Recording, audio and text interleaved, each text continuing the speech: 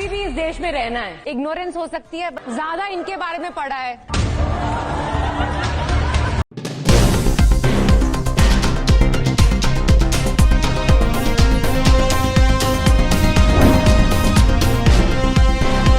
नमस्कार, आदाब, सत श्री अकाल। मैं हूं तमन्ना और आप देख रहे हैं द संकेत लाइव। आज हम बात करेंगे एक वायरल वीडियो की जिसने सोशल मीडिया से लेकर राजनीतिक गलियारों तक बहस छेड़ दी है। बॉलीवुड अभिनेत्री तापसी पन्नू का एक इंटरव्यू क्लिप इस समय चर्चा के केंद्र में है और वजह है उनका एक जवाब। मुझे अभी भी इस देश में रहना है। छोटा सा वाक लेकिन बड़ा संदेश। सवाल पूछा गया था कि आपका पसंदीदा राजनेता कौन है। सामने दो तस्वीर रखी गई, एक प्रधानमंत्री नरेंद्र मोदी की और दूसरी कांग्रेस सांसद राहुल गांधी की। तापसी ने प्रधानमंत्री मोदी की तस्वीर की तरफ हाथ जोड़कर कहा, मुझे अभी भी इस देश में रहना है। पसंदीदा राजनेता कौन?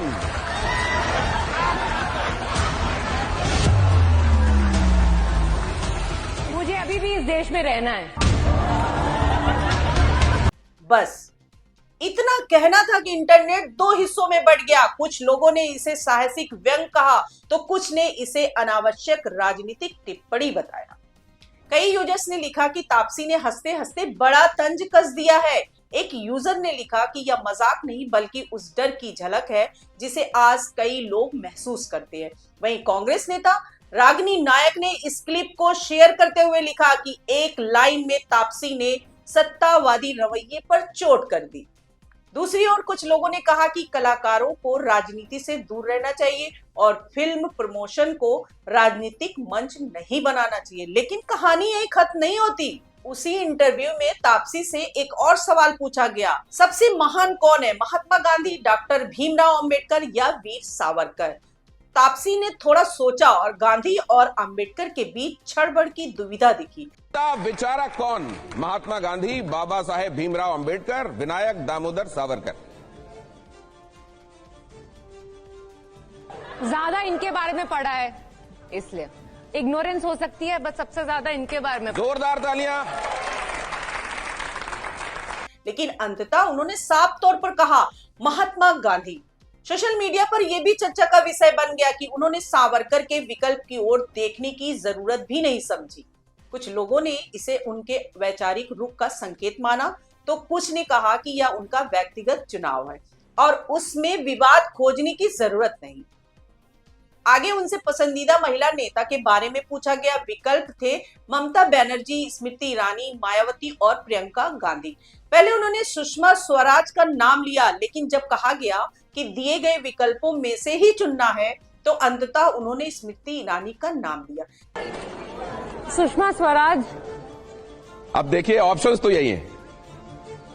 इतना तो आपने कभी नहीं सोचा था। आपसे हाँ, पहली बार आपको सिर खुजलाते हुए देख रहा हूं। हाँ, क्योंकि मैं सच एक अब इनमें से एक को चुनना है। Actually I will Smriti Irani. यानी तापसी के जवाब एक ही राजनीतिक खांचे में फिट नहीं होते। उन्होंने गांधी को महान कहा, स्मृति ईरानी को पसंदीदा नेत्री बताया और पीएम मोदी पर हल्का फुल्का व्यंग भी किया। यही वजह है कि यह क्लिप केवल ट्रोलिंग या तारीफ तक सीमित नहीं रही बल्कि इसने एक बड़ा सवाल खड़ा कर दिया। क्या आज कलाकार खुलकर अपनी राजनीति राय दे सकते हैं?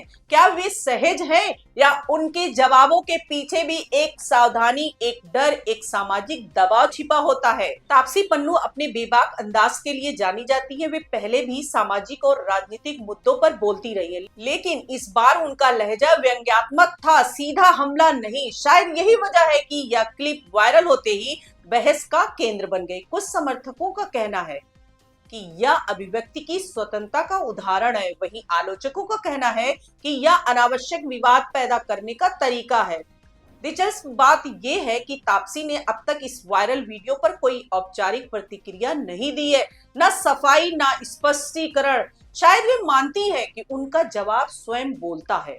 अब जरा फिल्म की बात भी कर ले, क्योंकि यह पूरा इंटरव्यू उनकी आने वाली फिल्म 80 के प्रमोशन के दौरान हुआ। अनुभव सिन्हा निर्देशित इस कोर्ट रूम ड्रामा में तापसी एक वकील की भूमिका में नजर आएंगी। जो एक जघन्य अपराध की पीड़िता को न्याय दिलाने के लिए सिस्टम से लड़ती हैं। फिल्म 20 फरवरी 2026 को रिलीज होने जा रही है और सच्ची घटनाओं से प्रेरित बताई जा रही है। दिलचस्प विडंबना यह है कि फिल्म में वे सिस्टम से लड़ने वाली वकील बनी है और इंटरव्यू में उनका जवाब भी सिस्टम और सत्ता पर एक व्यंग की तरह देखा जा रहा। तो क्या यह महज प्रमोशनल पल था या फिर एक कलाकार की सच्ची अभिव्यक्ति? क्या तापसी ने जोखिम लिया या सिर्फ हास्य का सहारा लिया?